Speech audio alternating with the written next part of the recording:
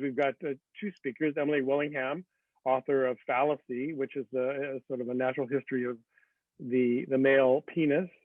And we've got Jen Gunter, who's author of the Vagina Bible, which is self-explanatory, I think. And together, the two of them know each other fairly well, and are going to sort of question one another and talk about how they came about writing these books and some of the interesting things they discovered. And both of them are actually coming from a perspective of scientists. Jen is an OB-GYN, a practicing OB-GYN living in Mill Valley. And Emily is from San Rafael, is a Ph.D. biologist who got into science writing. So both of them have followed that path towards science writing, as all of our members have. And I think we're going to have a really interesting discussion here with the two of them. And after they've sort of discussed their books and talked, sort of questioned one another about the details for about 45 minutes, we'll open the floor to questions. So as we approach that 45-minute time period, feel free to post questions in chat, and I'll monitor those, and we'll call upon individuals, unmute them, and they can ask their question. But during the talk, we'll mute everybody just so as not to interrupt the speakers. So Jen and Emily, I'm not sure which of you plans to go first, but take it away. Hey. Hello. How are you? I'm doing good. Hey, I'm going to take a picture. Hang on. All right. Smile. Hi. Hi. All right. Do you want to go? I'm going to ask you first. Okay. Okay. All it's right. just my instinct to sit around and ask questions. So if that's all right with you. Okay. That's so totally fine. My first question is that, I know you had a journey leading up to writing this book, how it came into, being, and that I feel like part of that journey may have had something to do with jade eggs. And so I was hoping you might be able to tell us that story. Sure. Oh, those things, those jade eggs are going to follow me around forever. And they're fake too. Brought them up again. So yeah, so I had a little blog back in the blogging days, and I was a chick with a blog, and I, wrote about vaginal health, and mostly because, I've, like many practicing physicians, and especially people who care for, women, have, seen a lot of people not only who have been disenfranchised by the medical system, but also received bad advice and turned to the internet and received worse advice. And so I tried to counter a lot of that with my blog. And then, one day I stumbled across, I didn't even really know what Goop was, Gwyneth Paltrow's whatever lifestyle site, and stumbled across this article on jade eggs to put in your vagina to harness your feminine energy that you could recharge by the light of the moon. And I was like, that's fucking stupid. And it was such a grift and so awful to me that someone would prey upon women that way. Someone with that kind of money would prey upon women that way, that I wrote this post about it, and it went kind of crazy viral. And so I started, just spending a little bit more time looking at all the vaginal mayhem and things that are online, and, began to really spend a lot of time looking at people's journeys, how they got there. I'm the parent of two children who were, very ill at birth. They were born very prematurely. And so I understand how hard it is, even for a doctor, to get quality information. And I had almost fallen victim to some snake oil too. So I was very empathetic about, that there's predators out there. And one day I was sitting in the office, and I had about 5 patients in a row who were doing something to their bodies that they shouldn't be doing. And I explained why and the science behind it. And they said, how did they not know that? And I said, I don't know. I'm trying to get all this information out there. And at the end of the day, I was just sitting in my office going, how did they not know that? How did they not know that? And then I just decided that, people needed a textbook about the vulva and vagina, and I was going to write it. So I did. And that's kind of my journey. And so that's how I got here. So how did you come to write a book about the penises? Let's see. I wrote my first book when I was 5, but that was about clothing. It did not play. I got no traction with that. I don't know why. Now, I had an English degree actually, so I was a freelance writer for a long time, and then I went back to school and I got a Ph.D. in biology, and that was with gonads, so sort of penis adjacent maybe. And then I did a postdoc at the University of California, San Francisco in urology with a U, not an N. Everybody always goes, neurology. I'm like, no, lower, it's a U. And that was in penises. And it was actually, we looked at how they develop. I was a developmental biologist. And it was cool. It was really amazing. The thing I noticed is we didn't really look at the clitoris. I went back to that lab actually a few years later, and we did start to look at that. You'll be glad to know it finally happened. And then I have been a freelance writer that whole time I was doing that. And I was working with my agent, and on the book I'm working on now, I was working on the proposal for this brain book, and I was not having a lot of success. She was like, "Oh no, just I don't want to talk about that." And one day I was driving around, which I'm always was doing before the pandemic, in a minivan with three of my three children who are boys. And I thought, my God, I know a lot about penises. And I thought, wait a minute, is there a book about those? And I went and looked, and there wasn't actually a book that's dedicated like penises of the animal world, right? And I sent my agent an email. It was probably about 2 lines, like, hey, about this. She called me in like 15 minutes. I pulled over in the parking lot at Kaiser to sit there and have this phone call with her about it because she was so excited about it. So that's how. So the other brain. I guess, so to speak. Yeah. Yeah. Right.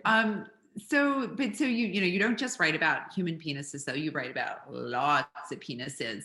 Right. So how do all these sort of animal kingdom reptilian penises sort of compare, to penises of other animals and humans? Yeah, so the subtitle of the book is Life Lessons from the Animal Kingdom, and one of the lessons is that if you actually do that comparison and you set up this context, a penis is that this one that we're so proud of that we apparently can't keep it like where it belongs during Zoom meetings, right? Work meetings. That when you actually sort of line them up, ours is not on the wow end of the spectrum. When you start to look at all these other ones, that have like 2 heads or 4 heads, and they have spikes and they have hooks, and I know you're just like, if you're human, but works for like bed bugs, I guess. And ours is not. That's a lesson for us, I think, that we can contextualize it and then focus on the thing that really makes us stand out, which is our brains. So I just want to know what animals have spiked penises.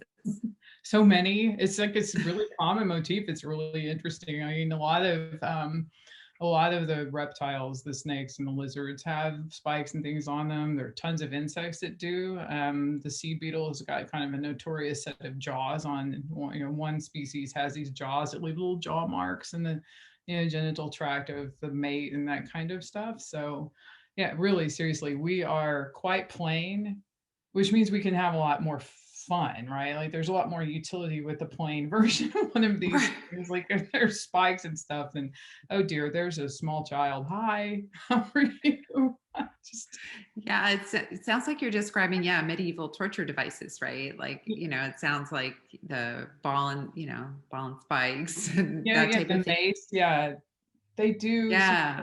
They do call that to mind for sure. So, and one of the things that I learned when I was researching this book, and I didn't get to put it in, was that possums are really strange. And one of the reasons they're strange is because they barely have any kind of hymenal separation at all, or they don't form one at all. And I wrote a chapter about vaginas, but it was comparative, and I didn't write about the human version so much at all.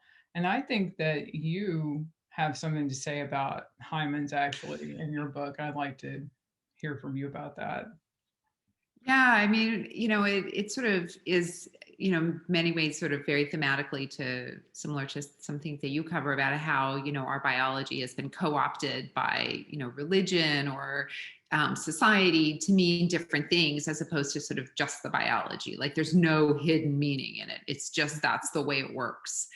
And I think, for women, for people with vaginas, that the hymen is something that has obviously been used as a test of, I'm going to say quote, quote, air quote, virginity, because virginity is a social construct. It's nothing biological. And so this concept that a hymen breaks or, that's anything to do with having sex is absolutely ludicrous because, if you wanted to have a hymen to sort of to say that you knew that the first person you had sex with was the father of the baby, you would have a hymen like an elephant, which doesn't rupture until the elephant delivers.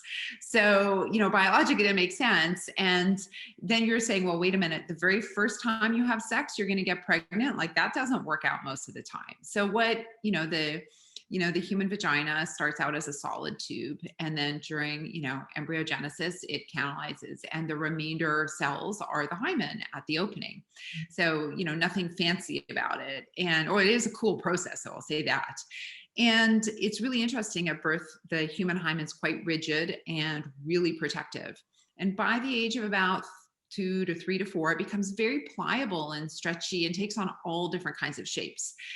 And, the reason for that is likely because that's when we become continent. So, as an infant, the vagina has no estrogen and is very vulnerable to irritation. You get a grain of sand in and it can produce a profuse inflammatory response. And so it makes sense that you need a protective measure to keep dirt and debris out. And then once you become continent and that's not an issue and you can control your bowel and bladder, you don't really need that protective mechanism anymore. So evolution doesn't really care what the hymen looks like, after age of 2 or 3. And so that's the story of the hymen. And so many women have been sexually active with a penis and their hymen looks pretty intact. And there's many women who've never been sexually active and their hymen looks like it's all disrupted. And that's just because it takes on all kinds of shapes. And so it has zero to do with the penis.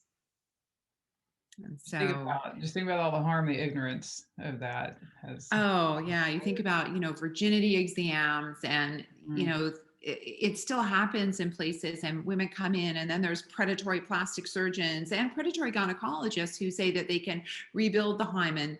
And I think the thing that always upsets me the most about it is all the cultures that demand a woman bleeds, as a sign of virginity. Only about 8% of women have a little bit of spotting the first time they have intercourse with a penis. So it's very low. So if you're demanding bloodstained sheets, you're demanding sexual trauma. And so I think that just says a lot about, it's about power and control and pain and not about biology and pleasure. So yeah, that's a whole sort of fascinating thing. And, like cats have hymens, dogs have hymens, camels have hymens, they're not getting married. Right. Yeah. So, but so hymens take all kinds of different shapes. So there's all kinds of crazy penis shapes, right, out there. So does the shape of a penis have anything to do like with the animal? Like do elephants have sort of, I don't know, trunk-like penises?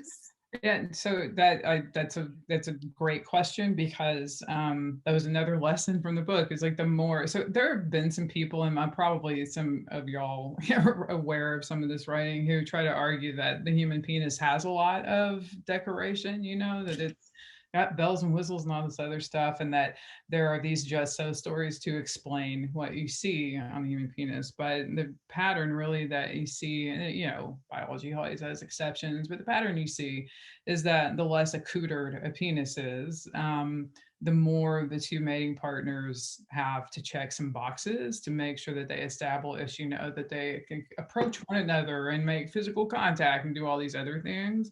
And that what you see more often is if they have things like spikes or they look like maces and all these other features, that you tend to have more sexual tension between mating partners. It tends to be something that's quick. And from our perspective, we would say that it doesn't look, consensual, but, it's sexual tension. And so when you see a penis that has all the, let's take an example. There's a macaque, the stump-tailed macaque, that has a penis that's kind of unusual for primate penis, actually, that it forms a spatula shape. It flattens out very much at the end. just like something you might use to flip a pancake almost, for a really tiny, lovely association there. And the thing is that this is an animal where somebody did bother to look at the other side of the equation, as you know, and I'd like to ask you about this in a minute. Vaginas don't get examined perhaps so often, but they did look at it in the macaque. And in the macaque vagina, there is a thing that is hanging from the roof, like a stalactite, tights, right? That's the one that hangs down. I get these confused. So stalactite top, isn't it? I don't Tights know. or mites or something. Anyway, stalactite, and it hangs down, and that special thing has to get underneath it. And so this is like a call and response evolutionarily of here's this thing. So this now is an adaptive response to that. And it kind of goes back and forth. So if you see a penis that has something that looks really unusual or has these features, that implies that there's probably something going on the other side of that copulatory experience that drove that adaptation. What I found out writing this book is that we haven't looked at that quite so much on the vagina side of things. And I think you found something similar, right? With your Yeah, well, it was really interesting though that I'm fascinated with that because everything's sort of like this evolutionary arms race, right? Like, that you're gonna up the penis with spikes, and so then the vagina has to evolve something, and it's sort of, until you sort of reach this detente, I suppose, where it works well enough. So that's kind of what it sounds like, that this sort of this evolutionary arms race. Yeah, I mean, just as in sort of the animal kingdom, the human vagina certainly hasn't been as well studied. I mean, I look back to, my old, well, it definitely hasn't been as well studied, but, even when the information has been there, it's sort of been included as an afterthought, in textbooks. So for example, one of my anatomy books from medical school has, 3 color plates of the penis and a tiny little insert of the clitoris. Now it's anatomically correct. It's not like they didn't know. They had like all the bulbs and the crura and the glands. They had it correct, but a tiny little insert, the color of puce, and they called it the female penis. And I'm like, well. And the sad thing is that certainly in the 1800s, early 1800s, there were actually beautiful anatomic drawings of the clitoris, and there had been some elegant anatomy done. And I think the combination probably of the Victorians and Freud was sort of this 1-2 step. So I think that's one thing that that gynecology has long faced, is sort of this massive, sort of influence of the prudish Victorians, who, by the way, didn't, there's this myth going out that, that they invented the vibrator, that doctors use them in the office on patients. And that's a myth. That didn't happen. But this idea that, this sort of Victorian influence, I mean, all our bathrooms are the way they are because of the Victorians. They're so prudish and squeamish about, keeping people clean. And that, that sort of tipped over into gynecology, and and so all of that just became like this sort of down there, and it's taken a long time to get back from that. I'm not quite sure we are back from that. Yeah. Speaking of made up things, though, you've got some myths you debunk, right? At the end of your book, especially, and I'm just kind of, what is like I don't know how to, like, the worst one or the most common one that still you're just like, really, we ought to know better than this now? I mean, what are a couple of them? Like, what comes? Well, yes, that was the Journal of Old Wives' Tales I put at the end of my book. I think the most pervasive and the myth that's just the hardest is that the vagina needs to be cleaned. That we see this in all the sort of these cleaning solutions show up in all different forms, and wellness actually is a huge perpetrator of this now. And what used to be douches are now suppositories for wellness, and pH balancing is the same lies that douches were sold with, and sometimes even have the same ingredients, just in suppository form. And so I think that one, because it's sort of the central tenet of the patriarchy, that that the vagina is dirty and needs to be cleaned, and dirty means you're a slut and everything by that extension. So that to me is sort of the hardest one. I think another one is that vaginal discharge is normal and it's glorious. It's like so cool. Talk about elegant defense mechanisms. So I think those are the two. And then the one that bugs me the most, which probably covers everything, is that there's no special magic for apple cider vinegar. Okay. Like it doesn't have some secret thing that like regular vinegar doesn't. And it's like, oh my God, like what is it with apple cider vinegar? I guess it sounds old timey or something, I don't know. I was just thinking every time I see you talk about it, or I think if somebody else talking about the douches, if you're a woman of a certain age, right, or a person of a certain age, the commercials where the girl sits down next to her mother and says, sometimes I just don't feel fresh, right? And the mother's like, here's Summer's Eve, she brings out this box and you're just like, what is that? Why are we doing that? Yeah, no, I mean, and we didn't understand what the microbiome was then. I mean, so there was also, not only did we have the patriarchy, but we also didn't understand much about the vaginal ecosystem. So it's kind of like a combination one too. But then why would you study it if you didn't think it was important and you thought it was dirty? So I think there's, those combination things. The coolest fact though, that I didn't put in the book, because I didn't find out till after, is that actually probably the earliest vibrator is ancient Chinese. And I have Gwyneth Paltrow to thank for knowing that, because when I did, so when she said that jade eggs were, ancient Chinese, I was like, let's look that up. And so, so I partnered with Sarah Parsik, who's a, fantastic archaeologist. And we went through the holdings, major holdings of the 3 largest Chinese artifact collections. And of course, found no evidence of jade eggs. I know everybody's shocked with that. We did find jade butt plugs and other sort of jade things that went in orifices. So we knew that we were searching correctly, just no jade eggs. However, there is in some of the background research, what the first vibrator was probably this ball, a metal ball filled with different channels filled with mercury. And so when it would heat from the body heat, it apparently shook. And so that is something that was apparently, so Cleopatra didn't have bees in something for a vibrator, but there is this super cool, inventive sort of multi-channel ball with mercury. Good Lord. Vibrator. How do you know that something was a butt plug? I got to follow up on that. Like how? Well, that's how it was, I think they used more technical terms than that, but that's how it was recorded. And it's actually to keep the chi in after death. So they had jade, the objects to go in the mouth, and jade to go in the anus to stop the chi from escaping. So, so totally, valid reasons based on, the beliefs of the time. But, we just use the fact that, that we found, jade that went in the anus as proof that our search, we were using the right search terms. Okay. Well, that's so like a slightly different use from butt plug from what comes to mind. Yes. And I guess Western discussions, right? Yeah. Exactly. So, now you said something earlier that I was really interested in. You said that, all these like penises and barbs and some of the things that seemed like a bit more painful, or what we would think might be painful, that there was also these tensions going on with sort of animal copulation. So what do you mean by that? I'm curious.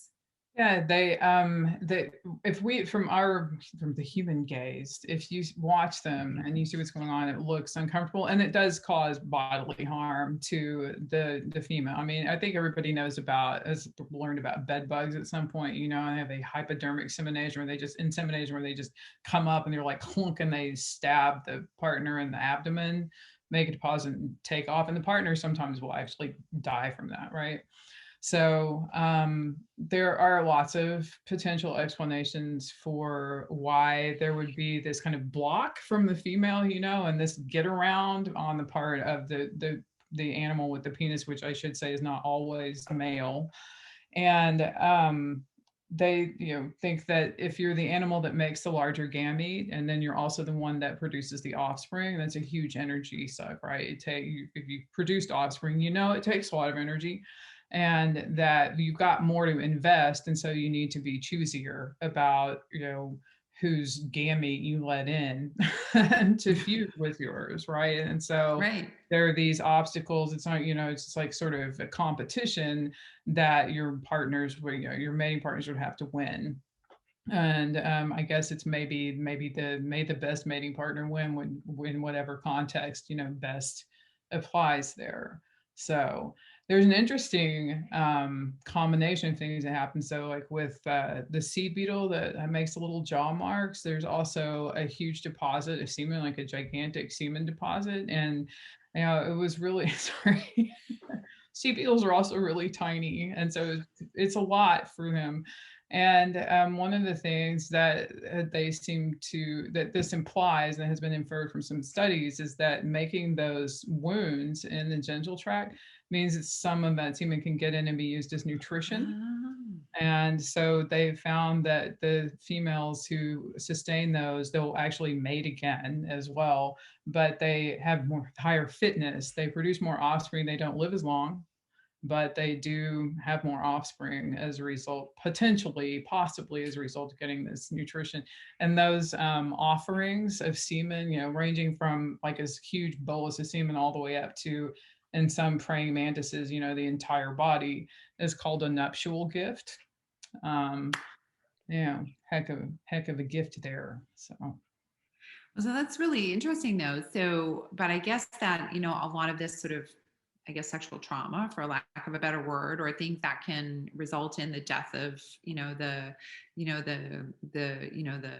the mother, those are then offspring that don't require any parenting, right? So they're self-sufficient from when they're hatched. Or in the case of the sea beetle, definitely there's no, I don't recall there having any parenting, but there are some, the infamous ducks, right, that have the corkscrew penises that are ballistic and they emerge, and then when we naturally a female scientist, Patricia Brennan at Mount Holyoke, finally somebody thought, well, let's look at the vagina and see what's going on in there, because I'm not kidding when I say that explicitly it was written in studies, we don't need to look at that, there's probably nothing to see there. And the female side of things, it actually I got really irritated about that while I was writing this book, honestly. But she looked at this in the 21st century. Somebody finally looked at that side of things on ducks and found this kind of reverse corkscrew and cul-de-sacs, dead ends and things like that, which made things a lot more interesting when you look at the other side, and also more scientific, because if you think that this exists on the penis side because there's some kind of selection pressure, then wouldn't you look on the other side to see what might be exerting that pressure and what it might be doing? So it's interesting. It seems that with human reproduction, that biological toll is not with copulation per se, and it's much more with what the pregnant person then goes through during pregnancy. So the blood loss, or the invasive placenta and preeclampsia, and so so the sort of the danger aspect of it is born a little bit sort of later on in the process, probably more to make sure that the offspring is higher quality, because if you're going to put all that biological effort into it, you need to try to get the best outcome. Yeah, we do. I mean, this far better than I do. I mean, pregnancy is dangerous for us. I think it's dangerous for a lot of species that carry and do live birth, especially. I think that there's some tensions there. But I was going to ask you on the other end of things, because I know that. So you wrote about vaginas, and it just seems like the natural thing to do once we're all done with any reproductive years we may have.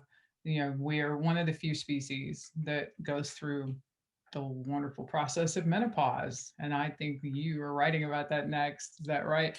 Which I'm pleased to hear, being a woman of a certain age. So my next book is The Menopause Manifesto. So you can own your health with facts and feminism. And yeah, it's really a combination of, why we have, because we don't explain to people why these biological things happen. And once people understand, it becomes much more interesting, I think, where, you then understand where you fit sort of in the circle, because otherwise you're thinking, what's the point of menopause? Like, what's up with that?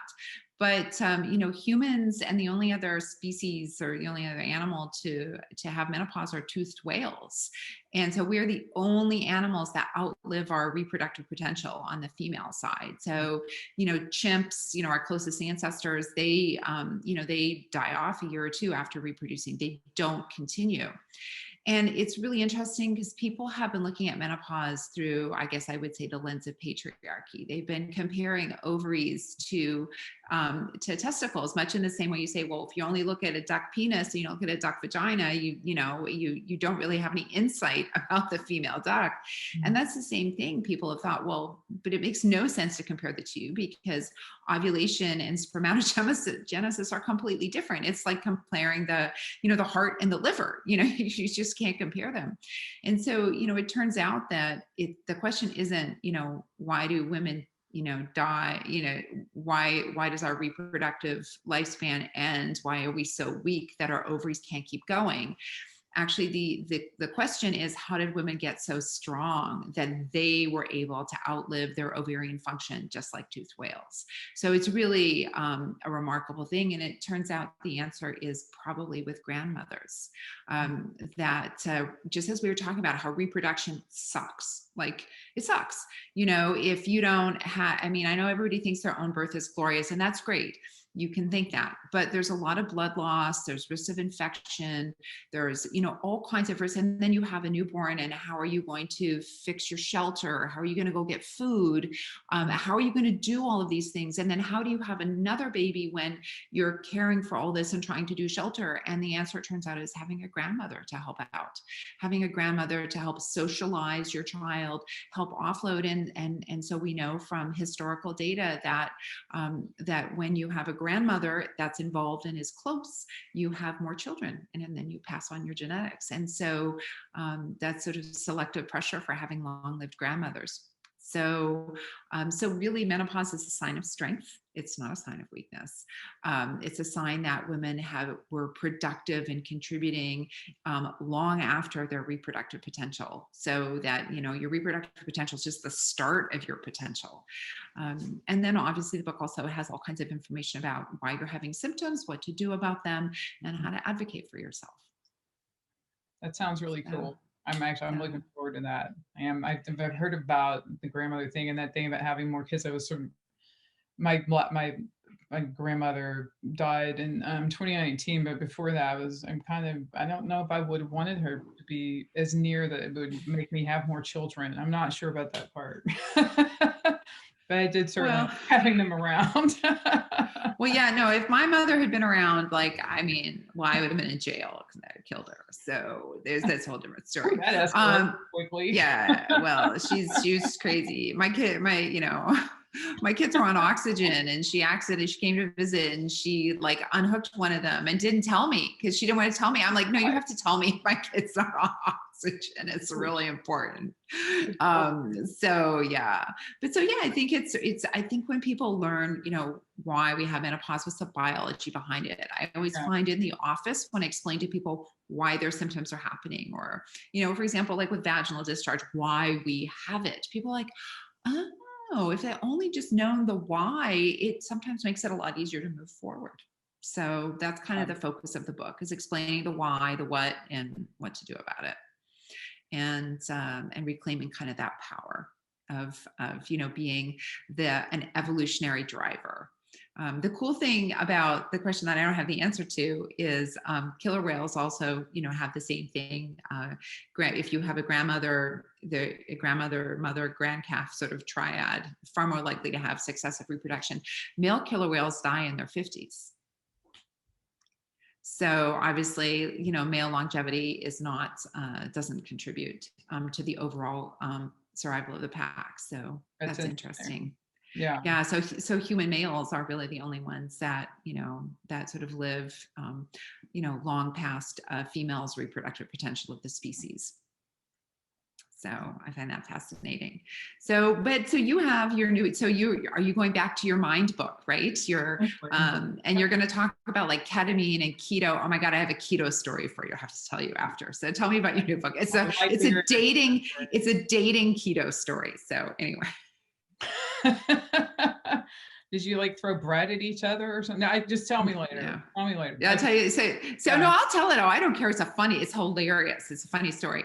But so tell me about the book first. It's just, I think, so my editor has described this as self-help for smart people, but it's not just self-help because I can't stay away from animals, but, non-human animals. And so I've got a lot of like evolutionary context, and I'm writing about people get promised things a lot, right? This is almost like the same motivation possibly for your books, honestly, because they promise these things all the time. Oh, this will help your brain. This will help your brain. This for the microbiome. If you probably something to do with apple cider vinegar in there somewhere, right? And so, I'm writing this book and taking a look at some of these promises and whether or not they can be kept. But the angle of the book is that our brains don't stop just right behind our foreheads. They are a continuum with other people, and we are a social species. And why do we always talk about what we can do for our own brains and focus so much on ourselves individually, when what we really ought to be thinking about is what we could do for our ecosystem of brains, which will help us individually in the end. So that's really cool, because actually that really kind of ties in with a lot of the stuff in my book about, that it wasn't just that grandmothers actually were just bringing, food. They were actually providing the social stimulation. And there was actually one of the theories is the reason why, little kids are so cute and so cuddly and grandparents love them so much is, that the grandparents needed to have that draw, but they were also contributing to the social development, of the children early on, creating that social ecosystem, because everybody needs to care for each other, because it really does take a village. Yeah, actually, that's true. That does dovetail pretty well. Yeah. So should I tell you my keto dating story, since you're going to do keto? Keto's definitely in there, and honestly, it's not as much of a bullshit as like maybe some people think, but not probably for this purpose. So tell me.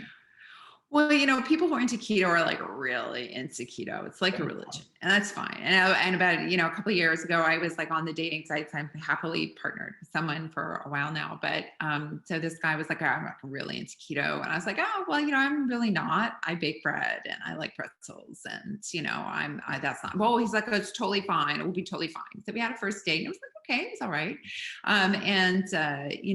Very proud of his keto body though, like very proud. Very proud. I'm like, I don't need so many like pictures without your clothes.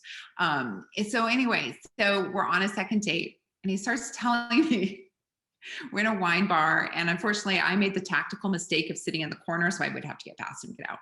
And he started telling me how there wasn't cancer before sugar. Oh my God. And how keto could reverse Alzheimer's. And I'm like, oh my God, where's the eject button? Eject. Oh my God, how do I get out? And he's telling me how sugar causes cancer. And I'm like, have you done any research about me? Like at all? Have you read anything that I've written? Because apparently not, because no. And oh my God, it was all about how sugar causes cancer. It was this whole like wellness talk. And I was just like, I pulled my phone out. I was like, oh, look, I accidentally called my Lyft. It's here. I have to go now. Thank you so much. Bye. And that was that. You ketoed him on out of there. Yeah. Yeah. I was just like, oh my, yeah, his sugar causes cancer. I was just like, my face just went, okay, we're done. Nice to meet ya.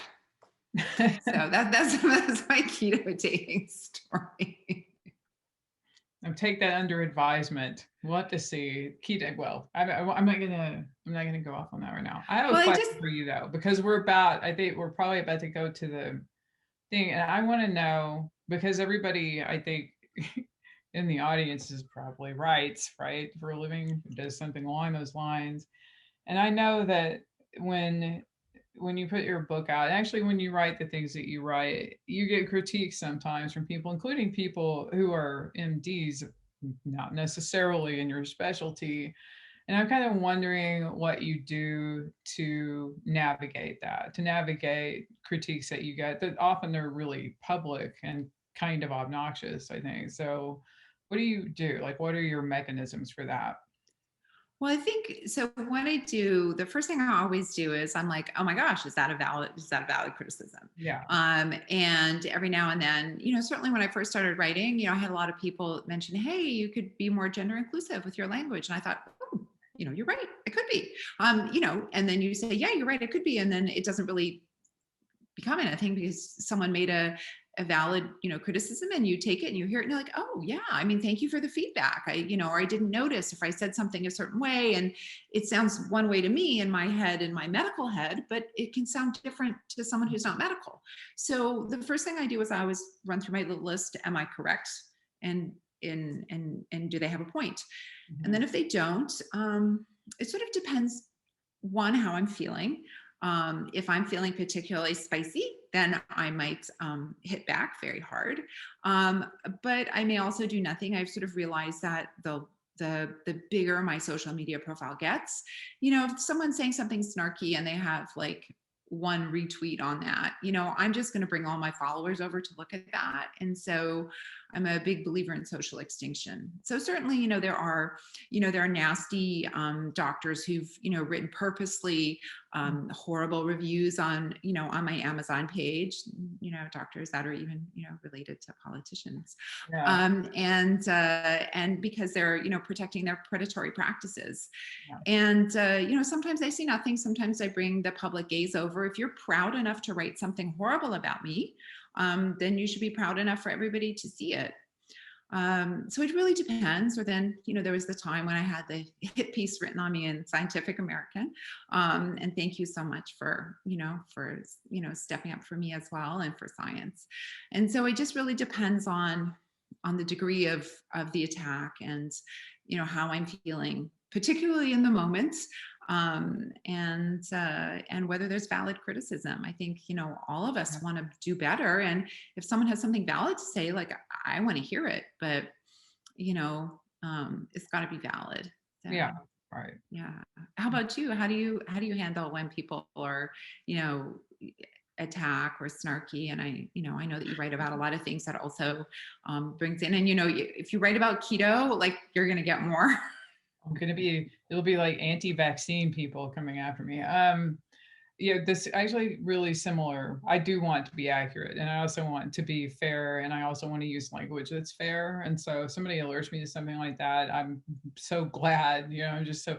And also the other day, somebody thought they were alerting me to something like that, but they had mistaken something, but the way they did it was so good, and I'm going to adopt it. They said, how are you okay right now to take some criticism or construct? They asked me first. They didn't just come like, Wow. out like a faucet at me. I was like, oh my God, I'm going to do that from now on. If I, say something to somebody, I'm not quite sure I've adhered to that since then, but anyway, I'm working on it.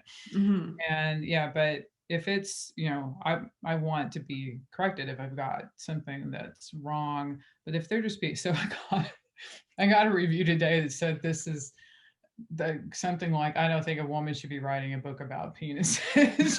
I'm just like, well, it's done now. It doesn't really matter what you fucking think. Well, you should be in the kitchen. Don't you know that?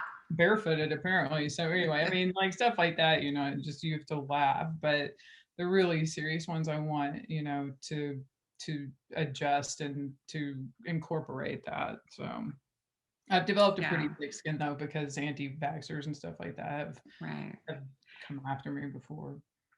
I also keep a file of all the inappropriate criticisms.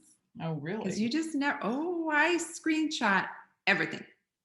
And it's interesting, as someone who once said something sort of pretty snarky to me a few years ago, came asking for a book blurb. I was like, oh. It's a log rolling vengeance.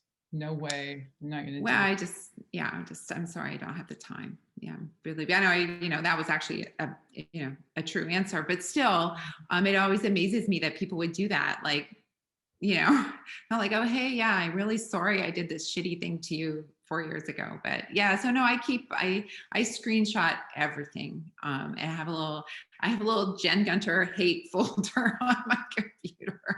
Remind me It's not not to so little. be terrible to you. Oh, we wouldn't. You're, you Oh, know, no. people are. I'm in the folder now. Well, I have my best insults too, because I keep them because sometimes people say the most creative, awful things. Like I got called the vaginal antichrist. I'm confused. So, Is there a vaginal messiah? Because I need to know who that is. I don't know, but I'm the vaginal antichrist. Somebody made it into a t-shirt for me. And so, you know, yeah, I mean, and the number of times I've been said, I've been in the pocket of big pharma. I'm like, oh, you're just too stupid to look that up, aren't you? And yeah, but some of the insults are pretty creative. You know, I don't respect the womb. I hate that word.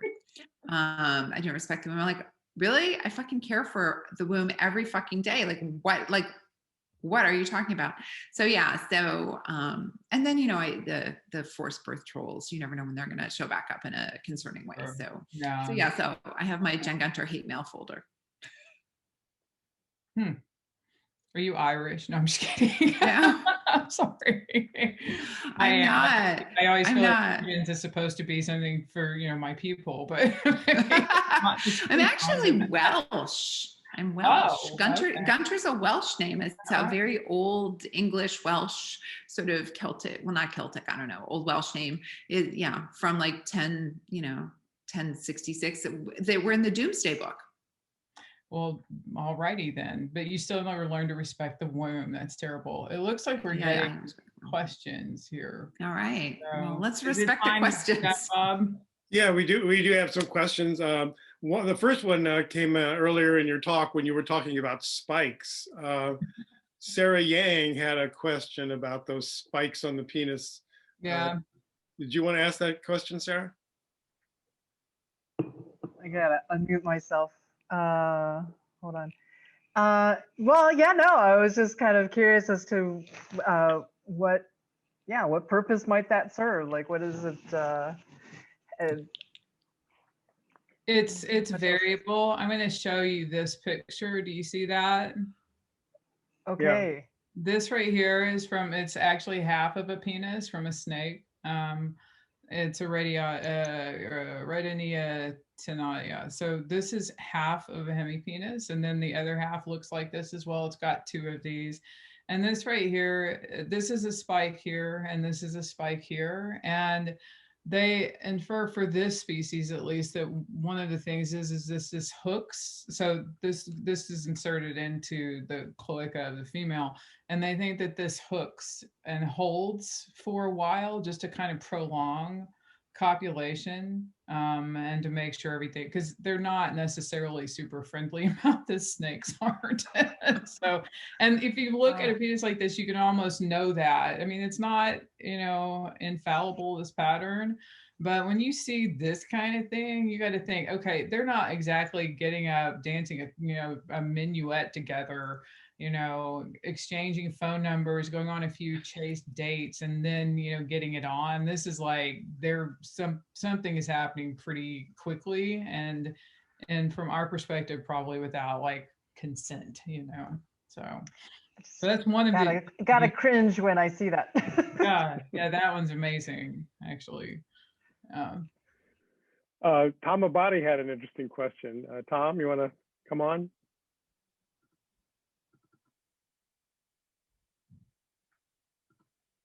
Yeah. You there, Tom? Yeah, I'm here, I guess.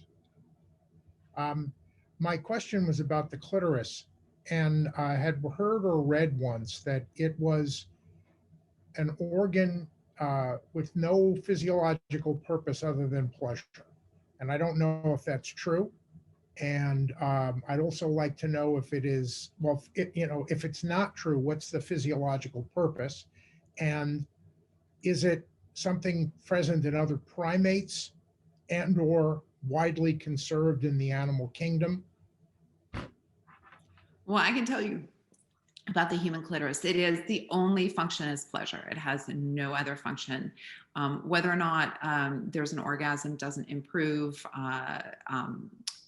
pregnancy outcomes. It doesn't improve the rate of pregnancy. So it seems to be only designed for pleasure, and so that is the only organ, in both human, both in the humans that is designed for pleasure. So yeah, And that's it. and what purpose? I mean, why would it have evolved if other creatures don't need it to reproduce? Mhm. They have them What though. was it about us that evolved this pleasure sensitive mechanism? Well, I'm certainly not an evolutionary biologist, but my guess would be that maintaining close social contact is beneficial evolutionary. So, because of the way human reproduction is, you can't do it on your own. Like, that wouldn't be possible to raise it, to have one child, raise another one. So this sort of this concept, I think, of wanting to have another helper around is probably very evolutionarily, that was helpful, because you literally can't fend off predators and look after a 4-year-old and a 2-year-old and gather food. And so I think it's probably part of that concept of wanting to have that person around, wanting to have more of that. And so that would be my best guess. I don't know if Emily has anything to add on that. I wrote something about that, and I cut some of it out, but I don't know, you know bonobos, right? And lots of other animals have clitorises, and they have bones in them. We don't, but a lot of them do. That's an os clitoris. And the clitoris and the penis both arise from the same developmental starting point. It's called the genital tubercle. And so there are lots of things that affect whether or not that extends and whether or not there's a urethra inside of it. If there are androgens present, it will actually extend into a penis, or I'll show you a picture in just a minute of something else, and the urethra will go to the end of it. If androgens are not acting on it, then it will develop and go down a different developmental path and become a clitoris. There are some people who think that it's just piggybacking on that it's just they're piggybacking on the genital tubercle being there and becoming one or the other, and it's still this pleasurable thing to have. There are other people who think that, like Jen was saying, that there's some social bonding aspect to it. Bonobos, are kind of famous because they bond with all kinds of sexual activity. And I think we have a very human gaze on this. We look at something that involves down there and we think it's just about sex, but that's not actually the case. It's just arousal in general and release in general. And like Jen was saying, there's some bonding that can go into those two things and keep a pair together, a romantic pair together, especially if they learn how to do it especially well for each other. And with bonobos, I think it keeps, kind of, I'm inferring it keeps them together. But I wanted to show you this because there's some other utility to these. This is the hyena. Um, I know, Berkeley used to have a hyena colony, and we used to go over there and do ultrasounds on pregnant hyenas. And there was a hyena there once that just had a baby. I've never heard a sound. It was so terrifying in my entire life. Is the angry hyena mother just back in this dark area. It was like I just descended into the bottom of hell, and there was a demon down there. It was so terrifying. But anyway, hyenas, as you probably may know, they're matriarchal, and the females are exposed to androgens a lot during embryogenesis, and so they develop this, which this is Greg. This this is Jerry Cunha at UCSF. They decided to call this a penile clitoris, which is really annoying. And I talk about the language of this kind of stuff in my book because it's actually just a really giant clitoris, not penile. But they have to give birth through this thing like this.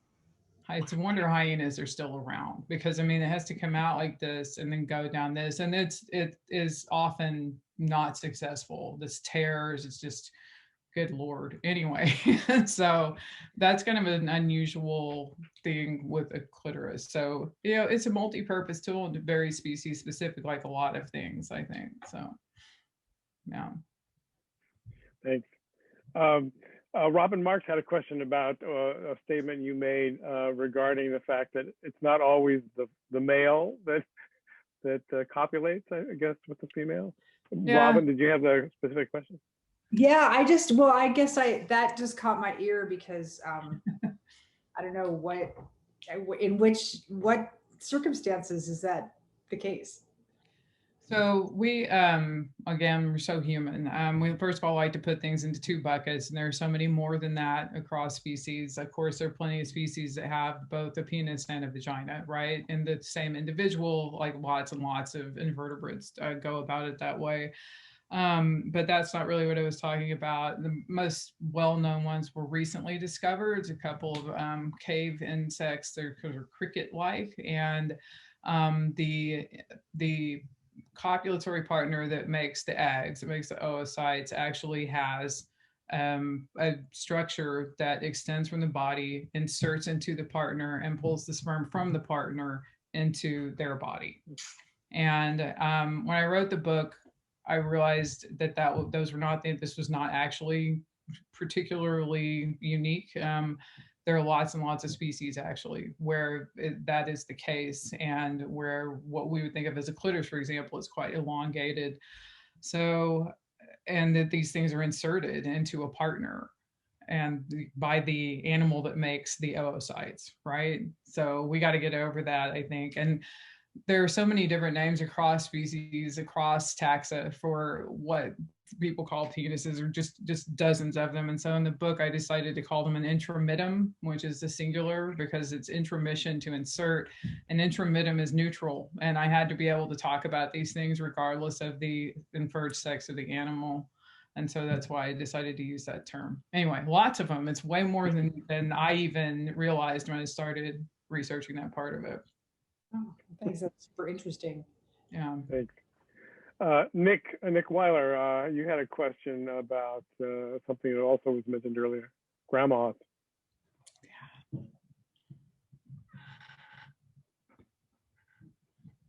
You there, Nick? Muted.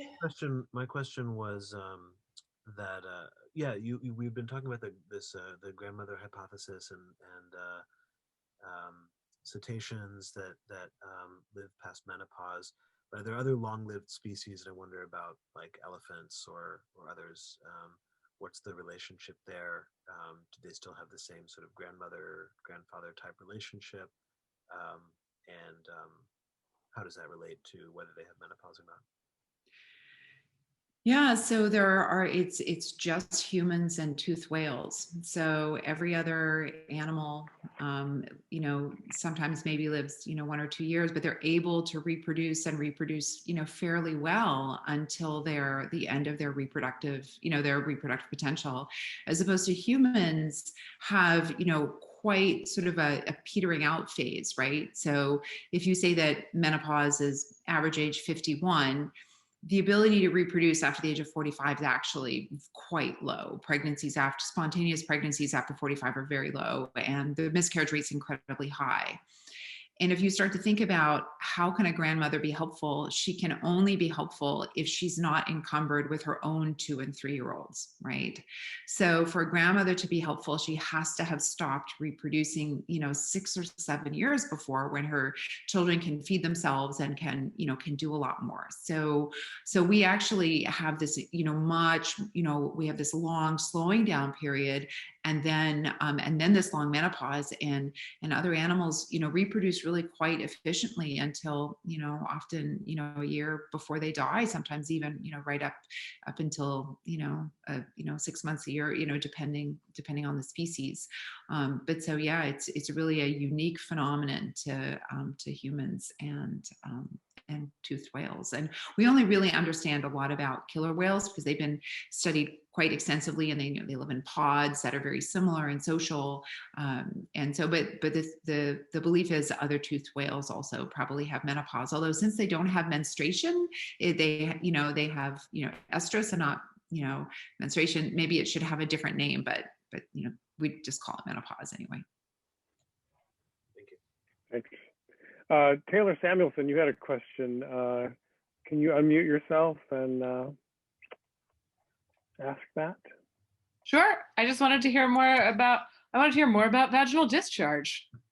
Okay, it's so cool. I could talk about vaginal discharge all night. So thank you for asking, Taylor. So there are, vaginal discharge is made up of products produced by the good bacteria, primarily lactobacilli, but there's about 5 sort of different types of bacterial colonies that people can have, and so lactobacilli aren't always the dominant one. So it's filled with lactic acid and lactocins and other things produced by the bacteria. Then you have cervical mucus. Then you also have mucus, which is sort of spread kind of like a net over the epithelial cells, and that actually helps to deliver antibodies and all the good things produced also in the vagina, and also as a physical defense mechanism for the cells. But the coolest thing about vaginal discharge that I think is the cells are shed from the lining of the vagina about every 4 hours. They turn over incredibly rapidly. So if I did a biopsy on the vagina and I looked back at somebody a week later, it's like nothing happened. It's completely healed over. It's incredible. If you think about it, right? Like it has to be able to heal quickly after delivery. So, it's built to turn over, but it's not just for delivery, because what happens is you shed all these cells and they're floating around in the vagina. And say you get exposed to pathogenic bacteria. What happens is the bacteria don't know if those cells are free floating or if they're attached to you. And so the free floating cells are kind of almost like flypaper, and the bacteria attaches and comes out with the discharge. So a lot of really cool, elegant mechanisms, and all these things that people do to clean their vagina actually damage all of those elegant mechanisms. So it's really fascinating. Thank you so much. Thanks. We had a question from, I think it's Dana Staff. Dana? We saw your squid spermatophore earlier, right? Yes. Sorry, I had to turn off my video because I was having connection issues. But I'm very curious about both of your book covers. I know authors don't always get all the say or a lot of say in that. But I would love to hear if there's anything you can share or would like to share about those design choices. Sure. You want to go first, Emily, or anybody? Oh. I think I'm muted because people are banging around upstairs. Oh, okay. Well, then I'll go first. Ahead. So, you probably so I've got a copy here. My publisher, Kensington, I sort of had like the right of refusal, I think, but they showed me this cover and I loved it. So, it's a zipper. And the really cool thing about it is this is embossed. So you run your finger up and down and you can feel it. And so I loved it. And it was a postmenopausal woman who designed this. Woo! And so, so that was, so they showed it to me and I was like, oh, I love it. So that was fine. They had a harder time coming up with a cover for the Menopause Manifesto because, I didn't want it to be like tumbleweeds or dry or pejorative. and any of the ideas I came up with, they were like, yeah, not so much. But they came up with a megaphone actually on the cover, which I think is great because it is a manifesto. And I'm super loudmouth and I don't care. So I think a megaphone represents me really quite well. So I'm very lucky. I have a wonderful publisher and they take everything that I say back. And so, and then in other countries, since my book's been, I think it's been in about 6 languages now, and you don't really have any say, although my Canadian publisher, certainly asked, and again, I had the right of refusal, but these covers just show up, like the Russian book shows up and the Polish book shows up, and they're all, a little bit different, and they put their own little spin on it, and that's actually kind of cool. Neat. Thanks. They made 4. And there were 2 like this, but one of them had this hot pink, and I'm actually not a huge fan of pink. So I was like, I don't really want a pink book. I don't know, it just seemed kind of weird. Anyway, but the other 2 we couldn't figure out what the hell they were supposed to mean. Like the artist sent them in, and the editor and my agent are all looking at them. We were just like, what? Look at somebody take a picture of this.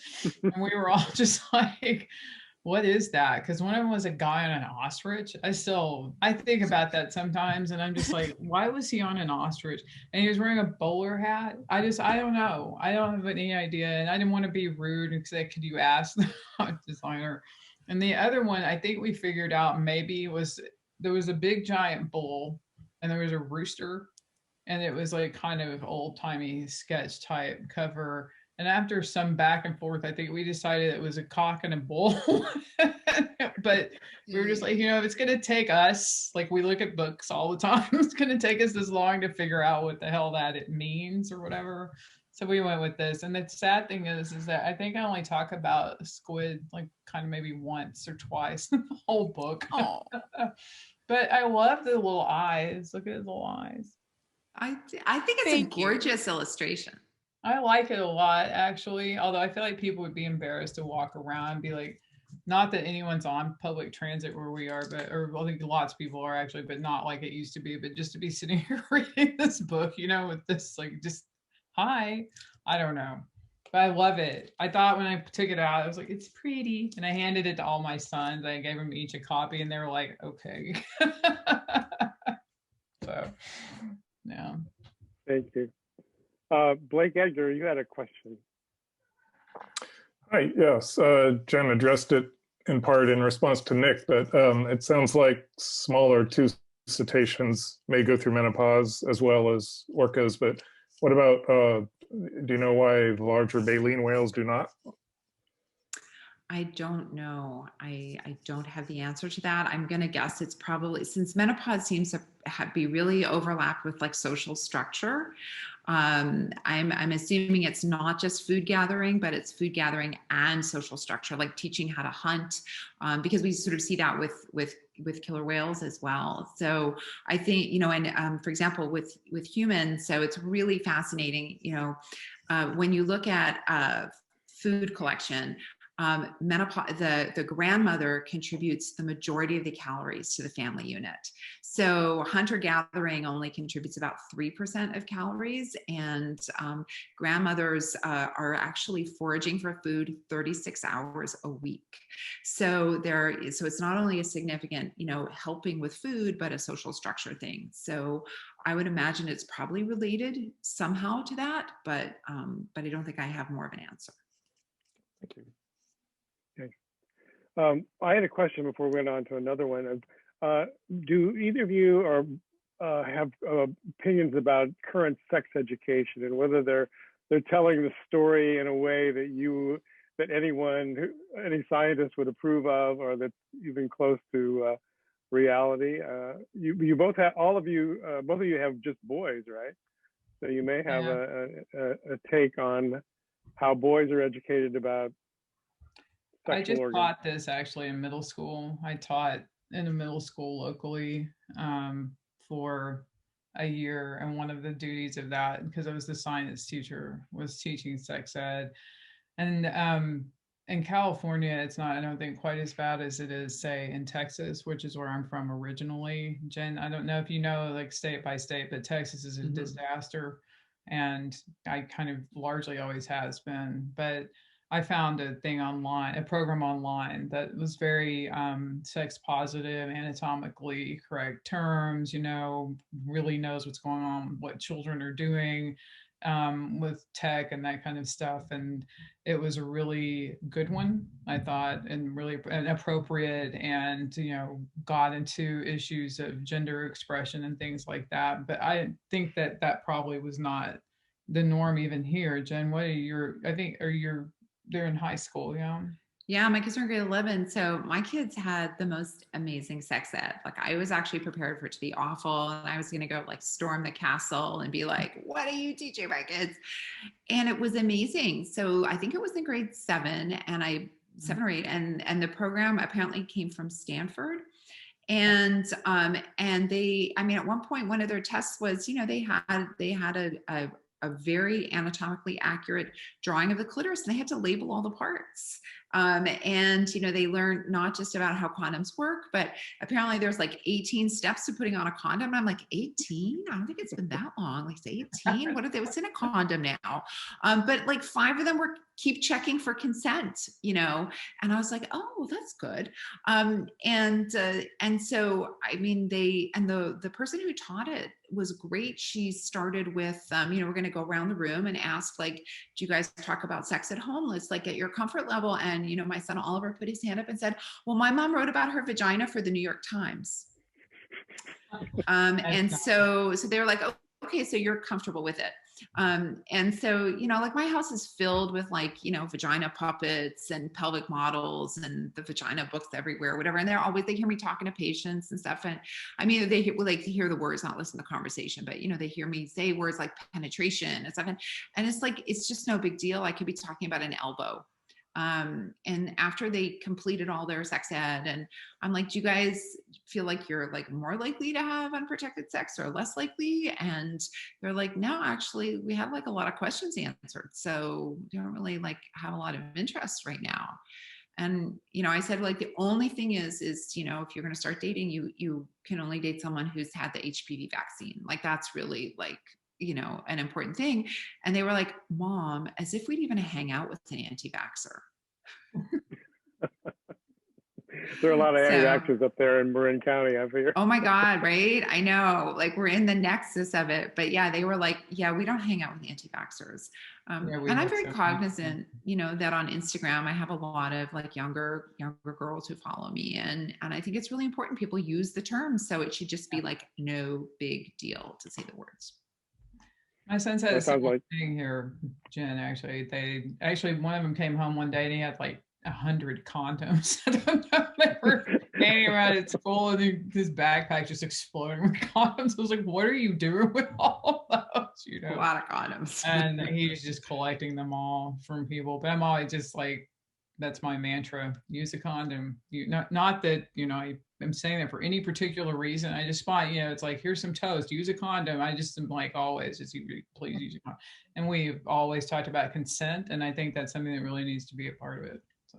Yeah, I bought a box of condoms a couple of years ago. And I just said, they're here. I'll check, you know, every couple of weeks or however often I think they need to be checked to make sure it doesn't need to be refilled. And if it's your friends who need it and not you, you can take them for them too. So, and you know, so that's the attitude. And I think that, you know, if you know, if your kids know it's like literally no big deal, like literally, then, you know, it really becomes not a big deal for them. But they're, yeah, very into the whole consent. And, you know, when we watch like Game of Thrones, they were like, oh, like, I'm like, I know. Yeah, they call that shit out.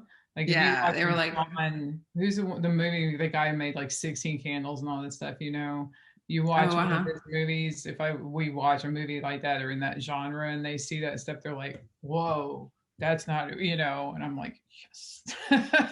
Yeah, it's really interesting when you have that conversation. Like I've said to my kids, you know, when I was 18, date rape wasn't a thing. It didn't exist. There was no date rape.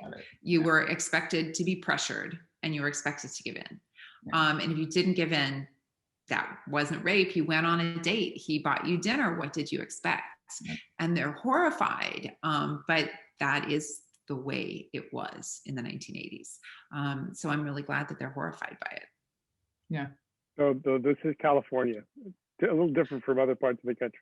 Yes, it is. It's definitely different in Texas. I know that. We had another question from Tom Abadi, I believe. Tom, you there? Yes, I think I'm also unmuted. It follows up on the concept of consent, because I've heard about animals being in heat, like they have some sort of a hormonal compulsion to mate. And I've heard of the concept of rape culture applied to animals, which was used with ducks. I've heard it used with dolphins as well, which the male and female separate and then the males attack the females at various points to reproduce. So I'm wondering if, you know, what you talk about as consent, is that purely a human construct? Is it widely distributed in the animal kingdom? What brings creatures together to mate, especially if they have barbs on their penis? So I do, I made a decision. So this is an interesting question. When I put this proposal, when the proposal went out to some editors, I got a comment back from one editor that said essentially it wasn't rapey enough. That and talking about the thing like the ducks and that kind of thing, that I was tiptoeing around using the word rape. Well, the thing is, I didn't use the word rape to talk about these things because that's a human construct where these animals are non-human animals, and it's a legal construct and it's a human construct. So they call it forced copulation, usually is the term that they use. And, the human perspective can be really misleading about it. There's a story, I do talk about actual rape in the book, by the way, is a little trigger warning, the beginning and the end of it. But as an example, point raised, if you're in Northern California at all, that they have the elephant seals, right? And they took over the parking lot at Drake's Beach. And the year before last, they were there and we went down to see it. It was just spectacular things going on. And we were standing at the fence that lines the beach there, looking at this thing. We weren't sure what it was. It looked like a sandbar, but it also was slightly elephant seal shaped. It was enormous. And then we were watching this female out at the water's edge. One male came up to her and there was clearly some tension between them, and she got away from him. And another male came up to her, tension, she got away from him. And then all of a sudden, this thing we weren't sure was a dead seal or a sandbar just explodes in front of us, just boom. And the thing just goes blah, blah, blah, blah, blah, all the way out to where she is. And, copulation takes place. And we're just sitting there just going, holy shit, right? And we talked to one of the docents there, and she was like, yesterday, they actually did this in the parking lot. There was blood everywhere and children were crying. And we were just like, oh my God. So we get in the car, we unpack this, from our perspective, my gosh, it's like rape, Well, so I find a paper about elephant seal copulation, and it turns out that the female's in a receptive state, and it progresses. She gets increasingly receptive, and as this goes along, all these males have been at the beach, right?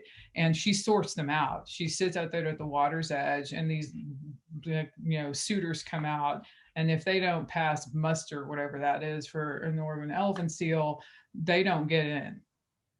They just don't. She's got these little things she tucks under her flippers, she flips sand at them, all this other stuff. And that big one that went out was like the king of the elephant seals on that beach. And that was actually a consensual thing. She'd sorted through people, she'd sorted through the elephant seals. And this one was the one that she allowed. And we had just had a completely different perspective on it, because to us, that looked like she was being attacked, like on all sides, and was helpless and couldn't do anything about it. That wasn't the case at all. It was really interesting to kind of learn that lesson. Are there other questions? I don't see any more in the chat. If anyone wants to sort of shout out anything, or we can bring up everybody on screen.